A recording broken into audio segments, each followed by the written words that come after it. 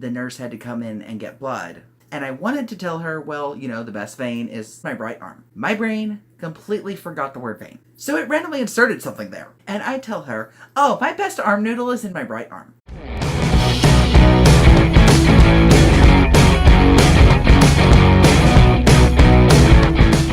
Hey, what's up, everybody? I'm Asher. I'm 30, actually about to be 31.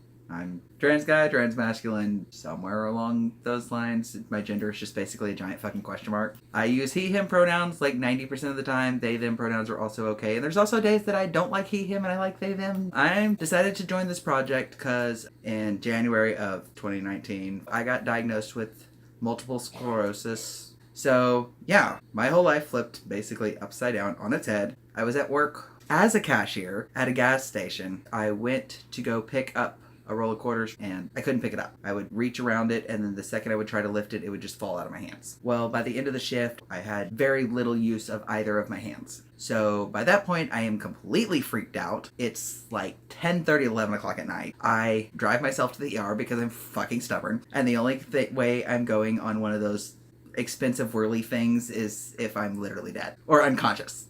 Ambulance.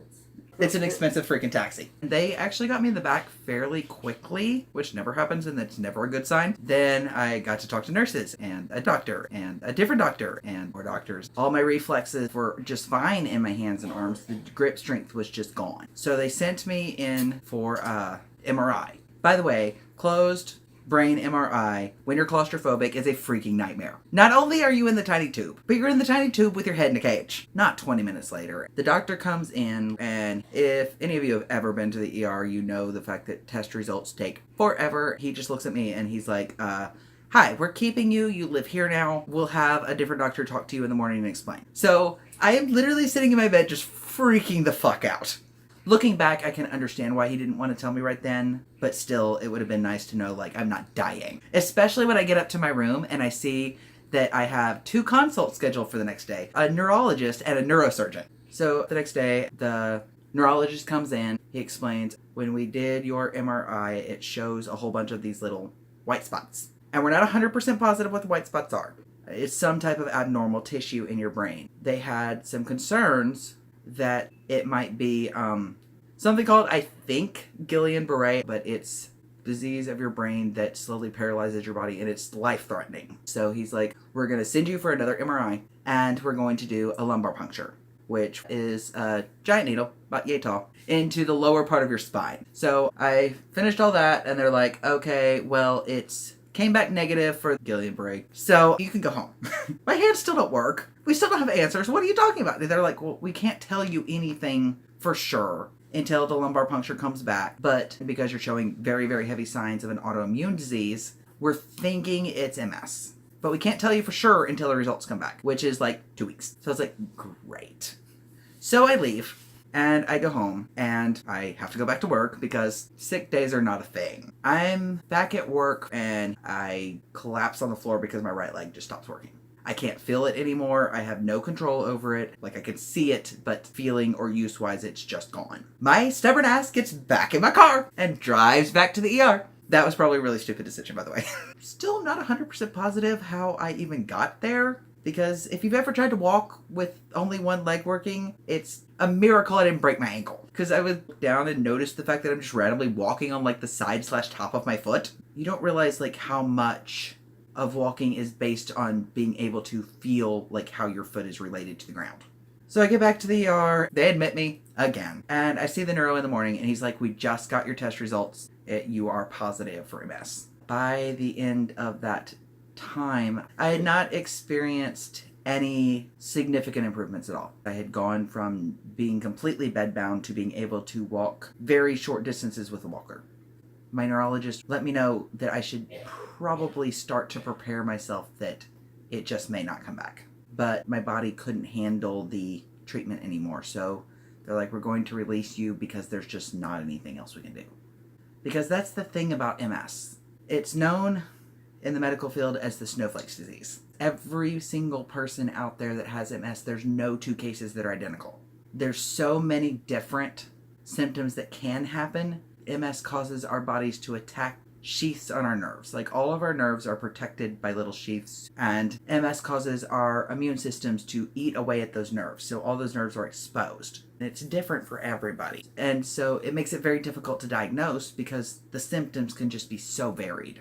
Because of the type of work that I did, I couldn't go back to my job. I was on a walker. We also deal with chronic fatigue. That feeling of going to bed and waking up rested after a good night's sleep, that doesn't exist in my life anymore. There's just various levels of exhausted, but there's never a rested.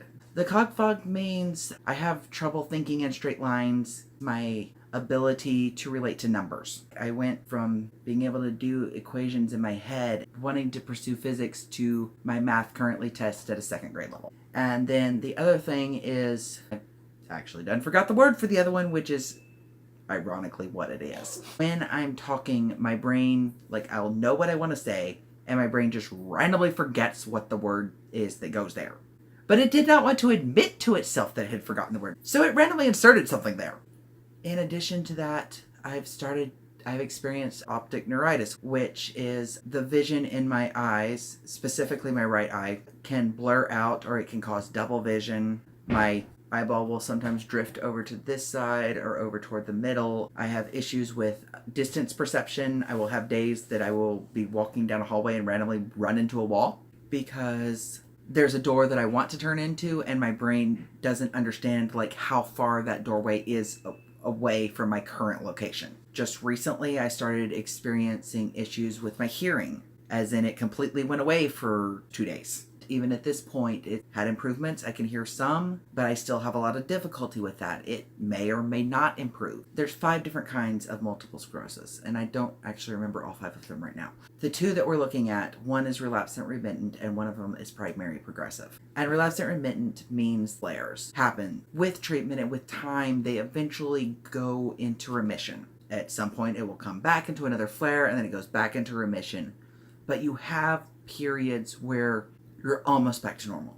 You still deal with the fatigue, you still deal with the cog fog, but symptoms such as my leg or my eyes or my ears or my hands, that's what it's referring to. And then there's the other type that we're considering for me, which is primary progressive, which basically means when something leaves, it's never coming back to the way that it was. My neurologist leaning toward primary progressive, but it's just only time is going to tell us. It's just been a very short amount of time. Because my symptoms have not improved, that's why we're leaning toward that one. Remember, if you're adjusting to life changes, it's okay to not be okay.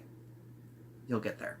Thank y'all for watching the video. Make sure you subscribe to the channel to check out new content. Bye.